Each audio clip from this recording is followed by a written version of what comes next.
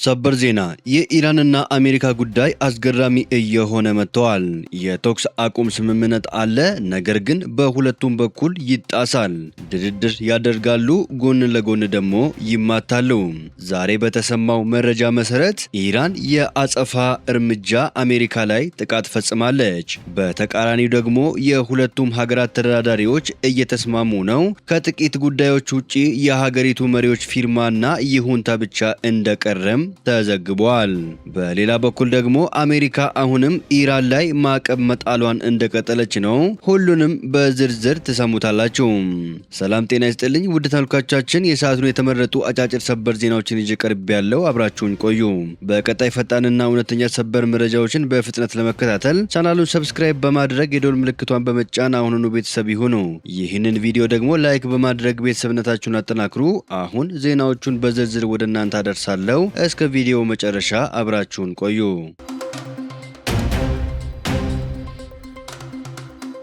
በቅድሚያ ኢራን በአሜሪካ የነዳጅ ጫኝ መርከቦችና በጦር ሰፈር ላይ የአየር ጥቃት መፈጸሟን አስታወቀች። የኢራን አብዮታዊ ጥበቃ ጦር አሜሪካ በባንዳር አባስ አቅራቢያ ለሰነዘረችው ጥቃት የአጸፋ ምላሽ ለመስጠት በአሜሪካ የነዳጅ ጫኝ መርከቦችና በአየር ጦር ሰፈር ላይ የሚሳኤልና የድሮን ጥቃት መፈጸሙን በይፋ አስታውቋል።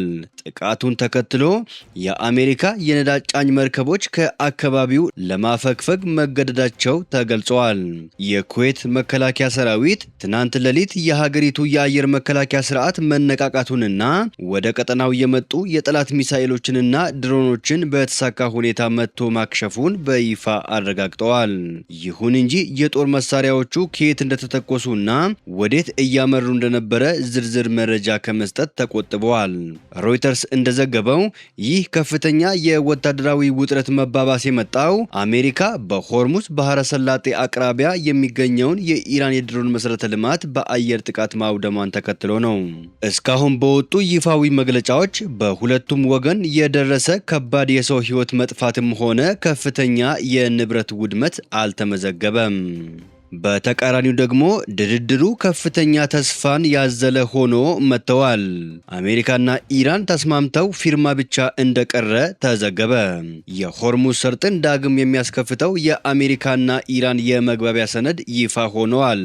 ስምምነቱ በተደራዳሪዎች መካከል ቢደረግም የፕሬዝደንት ዶናልድ ጄ ትራምፕ የመጨረሻ ፊርማ እየተጠበቀ ነው። የአክሲዮስ ዘገባ እንደሚያሳየው ኢራን በ30 ቀናት ውስጥ በውሃ ውስጥ ያጠመደቻቸውን ፈንጂዎች ለማጽዳት ቃል ገብታለች። የኢራን መንግስት የኒውክሌር ጦር መሳሪያ ግንባታውን እንደሚያቆምም ተነግረዋል። አሜሪካ በበኩሏ ማዕቀቦችን ለማንሳት የምትወያይበት ሲሆን በተጨማሪም እንዳይንቀሳቀስ የታገደውን የኢራንን ሀብት ትለቃለች። አሜሪካም ሆርሙዝ ሰርጥን እንደ ኢራን ሁሉ ትከፍታለች ይላል የመግባቢያ ሰነዱ። ዩራኒየሙን እንዴት ማስወገድ ስለሚቻልበት ሁኔታም ውይይት ያደርጋሉ አሜሪካና ኢራን። የመንግስታቱ ድርጅት ሀገራቱ ተኩስ አቁሙን ገቢራዊ እንዲያደርጉም ጥሪውን አቅርቧል። በተያያዘ ዜና አሜሪካና ኢራን ጦርነቱን ለማስቆም ከሚያስችል ስምምነት ላይ ከመድረሳቸው በፊት አሁንም መፈታት ያለባቸው በርካታ አወዛጋቢ ጉዳዮች መኖራቸውንም ደግሞ የአሜሪካ ምክትል ፕሬዝደንት ጄዲ ቫንስ አስታወቁ። ፕሬዝደንት ዶናልድ ጄ ትራምፕ ስምምነቱን ለመፈረም ተቃርበው እንደሆነ ከቢቢሲ ለቀረበላቸው ጥያቄ ምላሽ የሰጡት ጄዲ ቫንስ ሁለቱ ወገኖች መቼ ስምምነት ላይ ሊደርሱ እንደሚችሉ ወይም ጨርሶ ስምምነት ይፈረም እንደሆነ አሁን ላይ መናገር አስቸጋሪ ነው ብለዋል። ይህ ሊደረስበት የታሰበው ስምምነት የተኩስ አቁሙን ለ60 ቀናት የሚያራዝምና በቀጣይ የኢራን የኒውክሌር ፕሮግራም እጣ ፈንታ ላይ ሰፊ ድርድር ለመክፈት የሚያስችል መሆኑ ተዘግቧል። ሐሙስ ዕለት የአሜሪካ ባለስልጣናት ሁለቱ ሀገራት በስምምነት ማዕቀፍ ዙሪያ መስማማታቸውንና የትራምፕን እንዲሁም የኢራን መሪዎች ይሁንታ ብቻ እየተጠበቁ መሆኑን ለቢቢሲ ቢገልጹም የኢራኑ ታስኒም የዜና ወኪል ግን ስምምነቱ እስካሁን እንዳልተጠናቀቀና እንዳልተረጋገጠ በማስነበብ ተቃራኒ መረጃ አቅርቧል።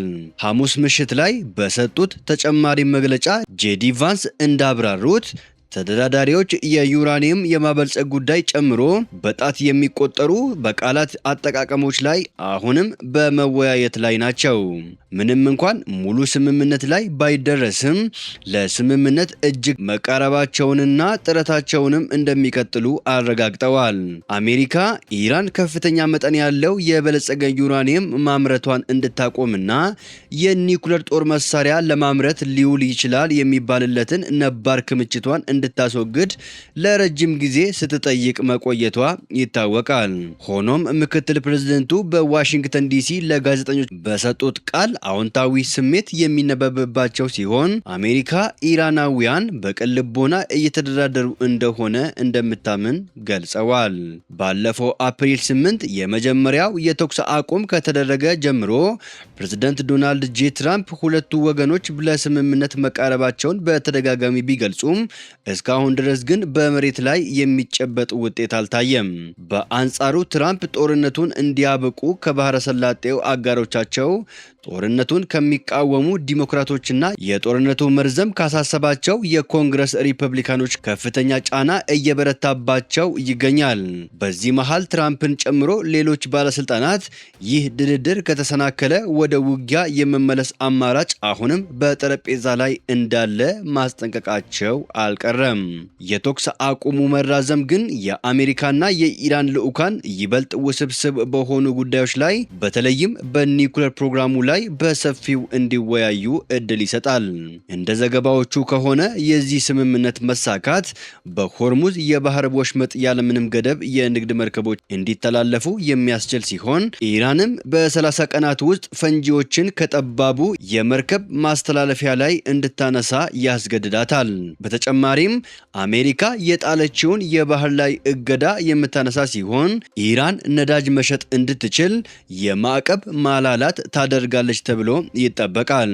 በመጀመሪያ ጊዜያዊ ስምምነት ላይ መደረሱን የዘገበው አክሲዮስ የዜና ተቋም ትራምፕ ስለ ስምምነቱ ማብራሪያ እንደተሰጣቸው ነገር ግን ወዲያውኑ እንዳልፈረሙበትና ውሳኔ ለማሳለፍ ጥቂት ቀናት እንደሚወስድባቸው ጠቁመዋል።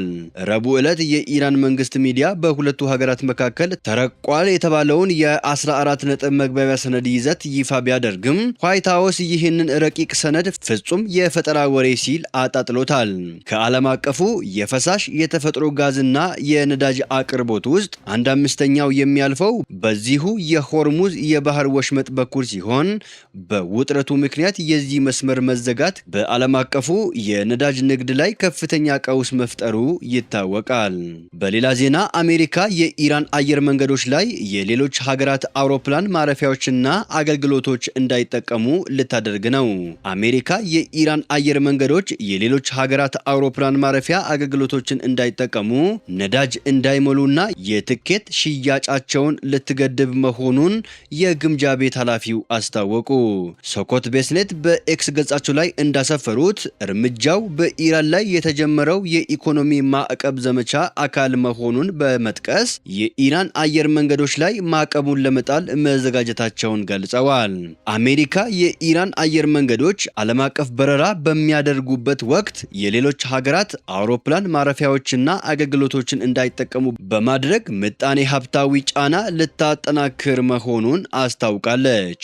የአሜሪካ ግምጃ ቤት ኃላፊ ስኮት ቤስኔት አክለውም የአሜሪካ ባህር ኃይል በኢራን ወደቦች ላይ የጣለው እገዳ ለገበያ የሚቀርበው የኢራን ድፍድፍ ነዳጅ መጠን እንዲቀንስ፣ በዚህም የተነሳ የሀገሪቱ ምጣኔ ሀብትና መገበያያ ገንዘብ እንዲዳከም ማድረጉን ገልጸዋል።